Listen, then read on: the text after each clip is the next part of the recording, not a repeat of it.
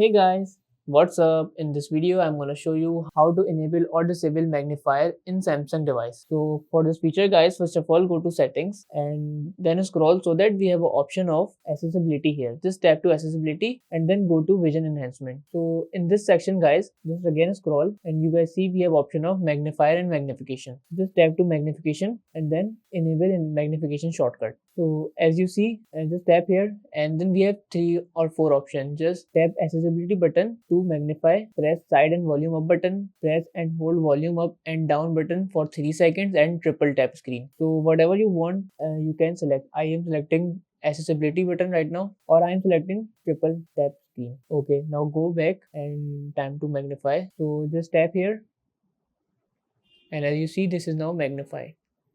So that's how we can magnifier in any Samsung device. And if you want to disable this feature, all you guys have to do just again go to the magnification section and then turn this off so that this feature will be disabled. So that's it about the video. If this video helped you guys, kindly like the video and follow us for more tips and tricks. See you guys in next video. Take care.